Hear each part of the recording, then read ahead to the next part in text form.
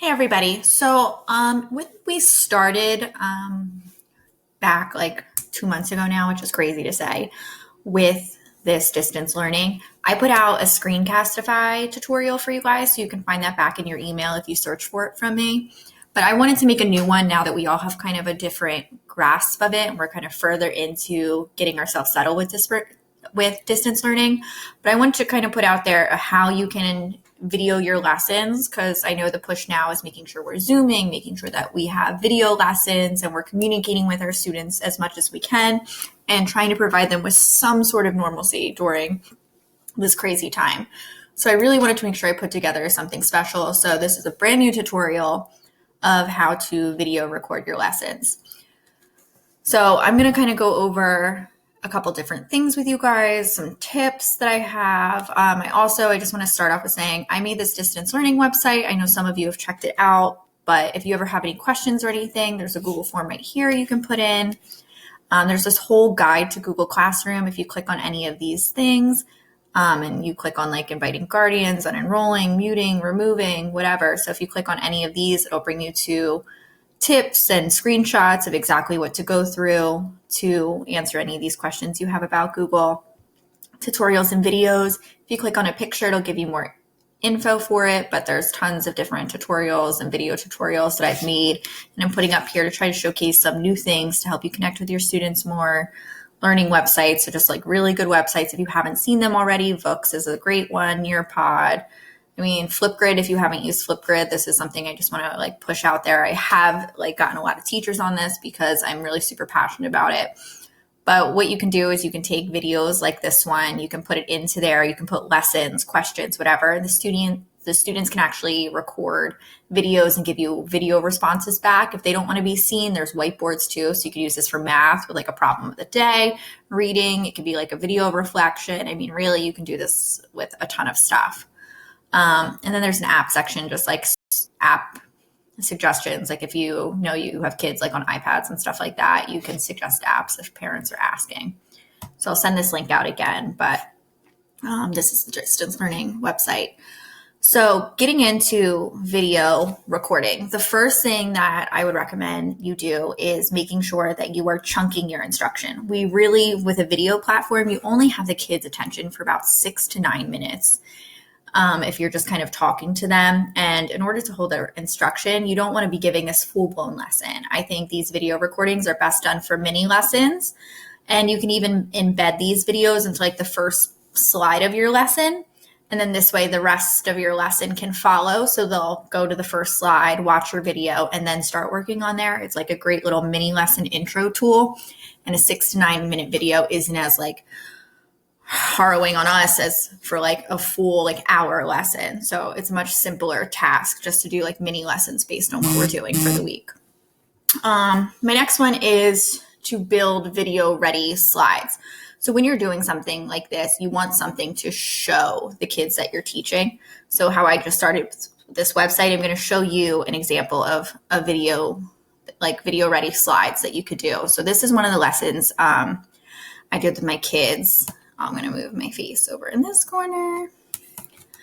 So this is like a digital craftivity. So this was I put out there for Star Wars Day. So I could record myself going over my slides and be like, okay, friends, so if you go to slide 2, you'll see the first one for directions. Remember, when you click on a shape, then you'll choose a fill color. It's located right up here. So after you click on the shape, you can find it at the top, and then you're going to repeat for all shapes. And if you get confused, pull this bar up, and then there's the directions there. And if you keep going down, it gives you more directions. So if you have to go back, you can either watch this video or go through the slides. Then when you go to slide 8, you'll see it's editable. So when you click on the shape to fill it, you'll click on the fill color, and that's when you'll pick your colors. And then if you go to slide 10, if you get stuck, it says delete the post-it to take a peek at what the shapes will mean. So remember, if you click on that outside border, it'll select everything, not the text, and press backspace. And that's one of the things you can make. So if you have these slides ready to go, it makes it a lot easier for you to do your video because you're talking about what you're seeing in front of you. And this way you're not focused on, oh, the video can see me. Now, if you're really shy and you don't want the video in there, for a lot of these screencasting apps, you can turn the video off and just have your voice. But I will say that kids like seeing you in the corner because they're used to watching you teach. So for them, it's kind of like a little comfort sample. Now, in regards to what you can use as a video recording device. So I'm actually using a screen recorder tool. Right now I'm using Loom. The first one I made was Screencastify. I personally prefer Screencastify, but I just wanted to kind of use something else and show you guys something else. I also have Screencast-O-Matic downloaded. So basically when you want to download one of these things, have Google Chrome open, and then you're going to go to the Chrome Web Store. So you can literally just type in Chrome Web Store. And then from here, you can just click on the top page. And then this is where it'll say like extensions, themes, apps. So if you're looking for a screen recorder, literally just type in like screen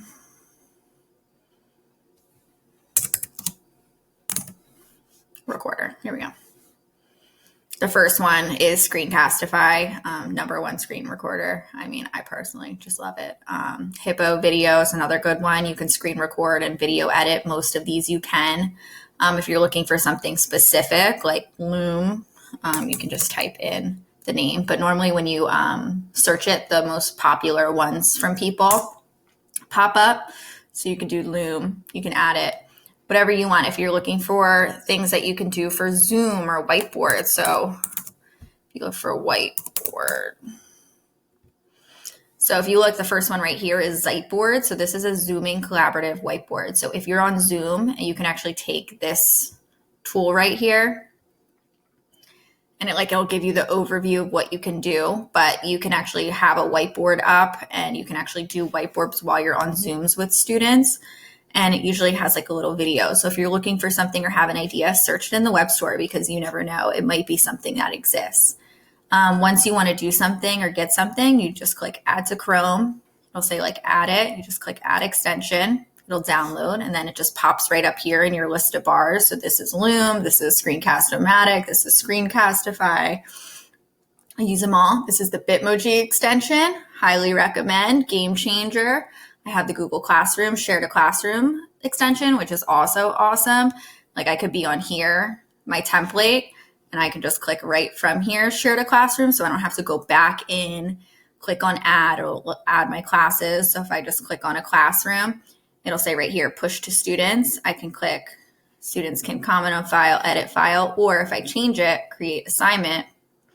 This is where the assignment, just like normal, make a copy for each student. I fill all this out, whatever. And when I'm done, you can click assign and it'll push it to that classroom. And this, you can also, if you have more than one classroom, you click here and you can assign it to as many classes as you want. You can also assign it, if it's only to one class, to specific students. And you can do this all from this extension here instead of having to then go back into Google Classroom. So the Google Classroom extension is also very, very helpful. So I'm also working on getting us all licenses for Explain Everything. I'll pull that up here. But Whiteboard FI is another good one for Zoom. You can actually make a class and it'll give kids each their own whiteboard. So if you're on a Zoom call or something, you can put this out to everybody and then they can all be doing whiteboards and it basically will take over. You can see their work, which is really cool. But I'll go to Explain Everything. So I'm working on getting us all accounts for this. So you can teach, present, sketchnote, create videos, and do everything for Explain Everything. And what I really like about Explain Everything is you can pause and re-record specific segments, where with this stuff, I can pause it by using my tools at the bottom. I have a finish button, I have a cancel button, I have a pause button, and then I have a hide menu thing right here. For me, but if you pause it, you can't re-record. But with Explain Everything, if you mess up, you can pause it, go back a little, and you can actually re-record segments of your video, which makes it super, super helpful. So hopefully I'll have accounts for this one soon. Once you have the recording template and how you're going to record your video and what you want to do, my next thing is, how can you enhance your engagement? What can we do now to keep these kids engaged? So if you're doing material that they like, or it's a little easier, but if it's something that they might not be so interested in, or you're not math and you're just doing a mini lesson, how can we introduce something to keep them engaged? Students are taking notes or it's interactive in some way where they have to do something. Obviously, they're going to be more engaged. Or you can use different websites like Edpuzzle, and you can use that and you can embed questions into your video that this way you can get formative assessment within your video that you can use. And this way they're engaged because they're stopping at parts of your videos to answer questions that you're asking. You can embed different slideshows with Edpuzzle. So I sent an email out, just search up Edpuzzle. And you guys all have the free pro accounts for Edpuzzle because I got you guys all signed up with the pro code now and switched everybody. If you already had an account, you're automatically upgraded to the pro code. If you don't have one, if you click the link, you'll automatically be added and you'll have the pro plan, which is awesome of them.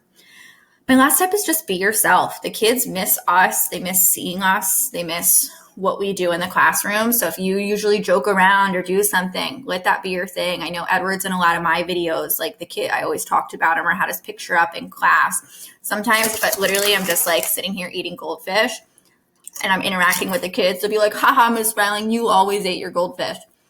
But that little thing shows me they're paying attention to my video and they're engaged. So I hope this helped. If you are looking for a web or like a video editing tool, right now, WeVideo is my favorite editing tool. It's what I use for all of the videos that you see me make and put out there. These videos, when you're done them, will automatically save into like your Loom or Screencastify account, which will then save automatically into your Google Drive as long as you, if you add it to your Chrome under your school account, which is super easy for us. But sometimes if you want to do something a little fancy, add some things in, my go-to is WeVideo, and right now it's the upgraded plan is free. So you can't beat that for what we have at the moment. So I'm just going to open it up and show you.